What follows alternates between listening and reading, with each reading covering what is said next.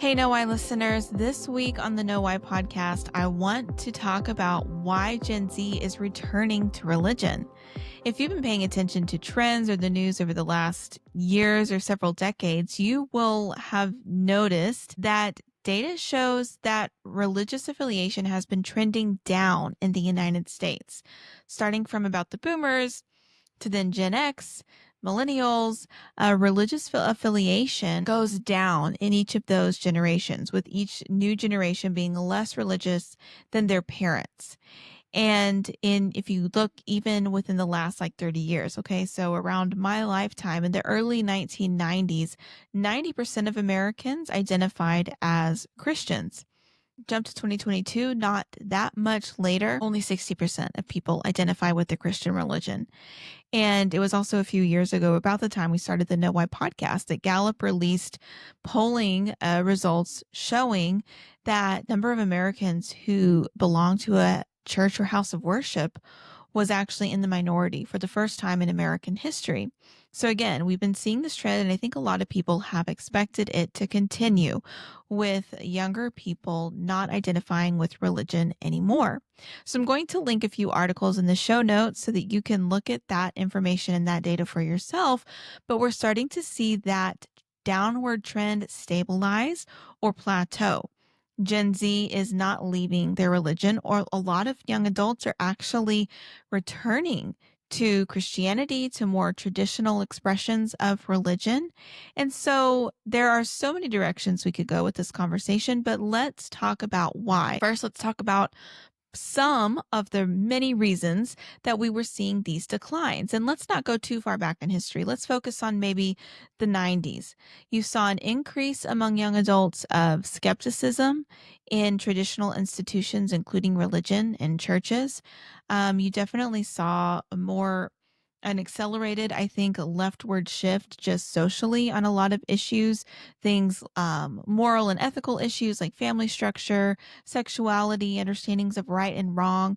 And so young people were identifying with those shifts and realizing that the church that maybe they were raised in or familiar with didn't align with those beliefs anymore. And I think in churches, at least in some of the Protestant and evangelical type circles that I grew up in, you also saw kind of a very seeker friendly kind of church trend where, especially for younger people and youth groups, there was really an effort to make church seem cool or relevant, to kind of fit in with the surrounding culture, because they wanted to attract young people. And as Christians have been talking about for years now, that didn't really work. What ended up happening is that millennials and Gen Z still ended up being very spiritual or identifying as spiritual, but you kind of had a pick and choose spiritual trend where people could pick the practices or beliefs that worked for their life, but they were rejecting a lot of these institutions or more traditional religious expressions and practices that maybe their parents or grandparents had identified with.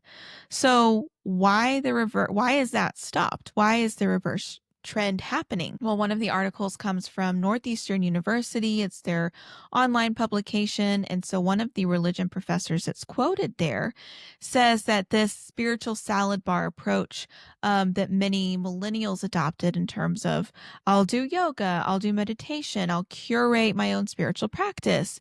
What we're seeing now is a recognition among the Zoomers, in other words, Gen Z, that doesn't work so great. And again, I'm quoting here, it's pretty hard to curate and combine practices and beliefs without an understanding of what it does and what it means, and to have it feel substantial and affect your life in the way you want it to. So I think that this is key to understanding this new trend that we're seeing with Gen Z not leaving religion anymore, but actually maybe staying with the religion they were raised in, or even returning to religion that their older siblings, millennials, and parents rejected. And one of the reasons that I think we are seeing this is because people are realizing that we don't make a very good God for ourselves. And we really have been privileged in America, compared to most of the world. We live in a very safe, very privileged, very stable environment. And until a few generations ago, I think people had a pretty, you know, safe path that they could follow if they wanted to in terms of achieving kind of material comfort and success. If you worked hard in school, if you got good grades, if you went to college, if you got a good job, you could buy a house, you could get married, you could have a family, you could climb the ladder and climb to the top of your career, retire at 65 and have a comfortable life. You really, I think, had a lot more people in the sense that they were in control. As a millennial, I remember the messaging as a kid that, follow your dreams. You can do anything you set your mind to. You're in charge of your own destiny. But guess what? It's actually kind of a lie. And I think the more unstable our world becomes, the more we realize it's a lie because it's easy to think that you're in control when things tend to go pretty well. And so you have a little bit more of the privilege or luxury to say, no, I don't need to believe in that. I'm going to curate my own kind of spiritual experience. I'm going to be my own master, including when it comes to spirituality. If I disagree with this ancient teaching, I think it's outdated or I think it doesn't apply to me, then I'll just find something that does or I'll just reject it. But now I think Gen Z especially has experienced a world that is very unstable. Again, not to equate kind of the privilege that we have in the United States with still the experience of so many around the world, but even just kind of the old stability of the American dream is crumbling for a lot of people, or they feel like it has. And I think Gen Z has really misunderstood it. Not that they don't want that, as we talked about last week on the Know Why podcast, what young adults want at work. It's just that you can work really hard and you can get really good grades and you can go to college and still have things not turn out. And then you also see chaos erupting around the world, more and more political polarization, wars. Our generation is kind of starting to have to think about and fear nuclear war again. And so there's a loneliness epidemic, there's mental health crises, there's so many things that are unstable. And I think people are realizing that we don't make very good gods again because people want to transcend the chaos that they see around them. They want something that is maybe outside of it, something that's older, deeper, wiser, more ancient, eternal, even something that is stable or someone that they can really rely on, lean on, and trust for their sense of peace and belonging and purpose, and an understanding of really what's happening and how to even process all of the evil and the pain that we see in our world. And we're not going to get that from in here because we're realizing we're not in control. And so if I'm subject to the changes and the instability and everything around me, then I'm not really able to transcend that. If I'm the highest moral authority for myself, then there's nowhere to transcend to. And so in some of these articles talking about why Gen Z is going back to religion, transcending a lot of the problems in the world around us is a big theme. And so I think this is so key because it really makes a lot of sense. If you want an answer to why everything is going wrong in the world around you, then it makes sense that, okay, well, something that's like in here and that's also susceptible to all of this is not going to give me the answer that I seek. And so I think people are attracted to the order and the structure and the kind of stability and reliability of a lot of those more ancient and traditional expressions of religious belief, and realizing that, okay, if these different religions are making truth claims about reality and they are different from each other, then it probably doesn't make sense to pick and choose a lot of different ones because either truth is absolute or it's not. And I need to seek the truth and figure out what it is. We have lived in a time of moral relativism where people say, I'm going to speak my truth, or I'm going to do what's right for me, but that might change. You do what's right for you. What was right for people in that time period maybe isn't right now. But again, I think young people are realizing that doesn't work, because for the first time, Gen Z has been raised with seeing in real time the effect of different sets of facts and different sets of truth. Because look at social media. We know social media insiders, the creators of a lot of the algorithms that control so much of what we see, have said that, yes, your social media feed will give different sets of facts to different groups of people based on their pre-existing biases. So you really do have different groups of people within the United States who are getting different sets of information, and then add AI into the mix, and it's really hard to know what's true or what's happening. And two people can look at the same thing or hear about the same news event and have completely different interpretations of what really happened. This is not leading to more harmony or more progress necessarily in our society. It's leading to more chaos and more problems. A few weeks ago, we did a quick episode on whether America was in a spiritual crisis. I think the answer is yes. But there you even see a lot of secular voices saying, well, everybody stopped going to church, and that was a big problem. There was an article I mentioned in that episode where a Washington Post columnist argued that we needed secular church because the hole that lack of church attendance left in society was so detrimental to people mentally and emotionally and spiritually. But he wasn't religious, so he said we need kind of a secular church where, like, we get together on a frequent basis and have a positive message and do potlucks and let the kids do activities together and things like that. But it kind of goes back to this quote I mentioned a moment ago, is that curating your own spiritual practice or picking and choosing your own belief, it's shallow. It's not substantial, and people are wanting something a little more substantial to root their lives to. And so this brings me to another article that's from the Free Press recently. I'm going to link it here. So it's talking about how Catholicism became cool again. Catholicism is just one example of a traditional religion or religious kind of sect or denomination, particularly within Christianity, that is getting a lot of young converts. I'm Protestant, I'm an evangelical Christian, but I love my Catholic brothers and sisters, and I think that they're doing some things right. And I think it's telling that Gen Z is drawn to that in a lot of ways, because I think, again, some of the themes that I'm seeing in people who are studying this is that Gen Z is desiring to seek, they are seeking something and craving something that transcends the current chaotic reality, that gives them bigger purpose, bigger stability, bigger sense of meaning and belonging to something, because they're not getting that from the world anymore. They're not getting that from their environment, from the culture.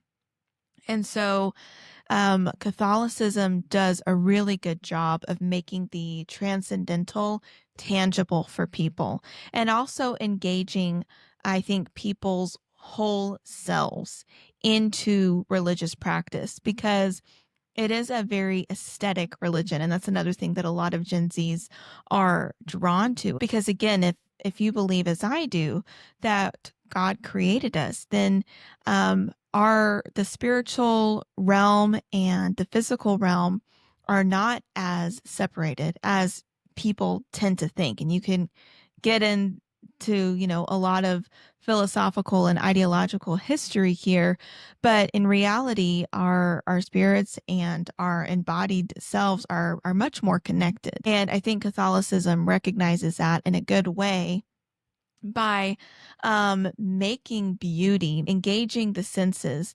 the physical experience as well as the spiritual experience, making that central into their services and practices. And I think that that is really mooring for a lot of young people, because they want that closeness with God. And we have, I think a lot of us live in environments where when we do come across beauty, it's accidental, because people don't prioritize it anymore. People prioritize efficiency, stuff that is fast and minimalist and sleek and simple, and taking the time to make something beautiful or ornate or symbolic of something deeper is seen as kind of a luxury, or even kind of a quirk instead of something that's really important. But we've done a series on this on the Know Why podcast, how creativity and art and beauty are all things that actually point us to truth. So we featured all these different creatives, from musicians and actors and filmmakers and writers, in this series that we did. And it's on the Know Why podcast website, knowwhypodcast.com, to show that those things are not just hobbies or luxuries, but actually really important because they're part of who we are as human beings, and they point us to something better, to something deeper, or something higher, if you will, more truth. And so when religious traditions are, open about that, and that's a big part of their kind of traditions and their practices and their services, then no wonder people, especially in today's generation, are drawn to that. But then again, it goes back to, okay, do you understand what it means? Why are you attracted to that? Why are you drawn to that? Why are you going to go through the motions and do those things? It can't just be the aesthetic aspect. There has to be truth underlying. And again, as a Christian, I believe there is. I believe there is not just truth, but the ultimate truth in the Christian worldview. And that's what people are ultimately seeking and attracted to. But I think things like stability, even ritual, things like beauty that really engage the whole picture of humanity and who we are and draw us in and give us that sense of higher purpose and meaning, and peace that is outside of the world in a time where our lives feel so unstable and chaotic. I think that that's something that's really important, and that's something that Gen Z is seeking, and I'm excited to see it. I really am, and so I'm interested to see if this trend continues, if young people continue to seek religion and kind of re-affiliate with these traditional religions again. And I'd love to know what you think. If you were raised in a certain religion and you stayed with it, or you left it, or maybe you were raised not religious at all and you're considering religious belief, or you're converting to a certain belief system, I'd love to hear from you and get your thoughts on this trend. And I'd also like to recommend a couple of resources. I mentioned the series Know About Creating, that I think really emphasizes the importance of the whole body experience and engaging all of our senses in our pursuit of truth and beauty and goodness. And I think that that's something that really resonates with Gen Z. I'd also like to point to our series that we did, Know About Jesus, because research shows that Gen Z is actually very open to learning more about Jesus and wants to know more about him. So in that series, we had some of our most popular episodes to date in that series. Everything from how did Jesus treat marginalized people groups? Was he really different from the God of the Old Testament? What did he say about overcoming anxiety? Lots of great stuff in that series. And then a few of the episodes we've done recently that I think touch on some of these topics as well, including what's driving young people to religion. How can I find moral and absolute truth? And how can I feel safe in an unstable world? And then a non-Know Why podcast resource I would recommend is this book by New York Times columnist Ross Douthat. It's called Believe: Why Everyone Should Be Religious. It came out this year. Ross is a Christian, particularly he's a Catholic, and he actually argues that if you are somebody who does not think it's intellectual or advanced to believe in the spiritual realm, or maybe you're one of these people who is just a little more ambivalent or agnostic and you're not exactly sure what you believe, he really makes a strong case that evidence points to the fact that you should actually have a belief system, and it's time to figure out what that is. It's a very compelling book.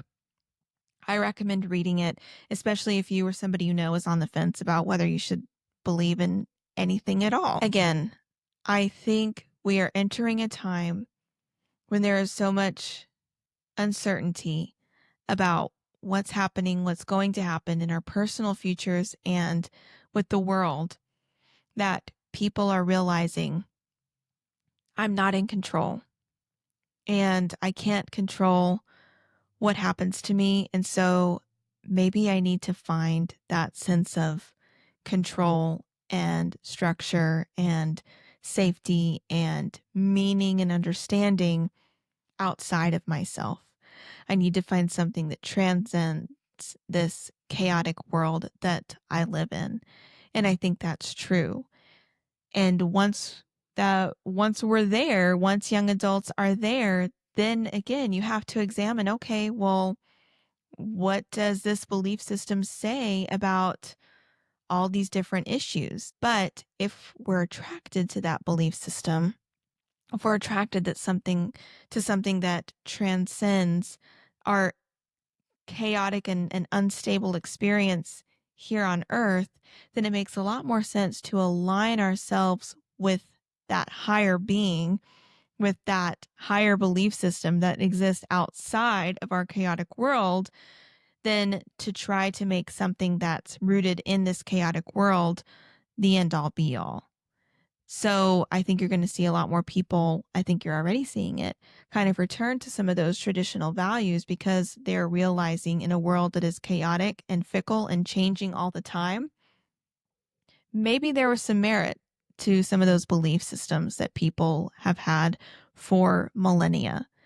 And maybe people who have believed the same things and worshiped the same person for centuries and thousands of years are onto something because maybe it's real and maybe it is outside of this world. Maybe it's something that lasts and maybe it's something that gives meaning beyond just what I can and cannot control in my own life. So I'll leave you with that. I recommend you check out the resources I'm going to link in the show notes, and I'll see you next week on the Know Why podcast.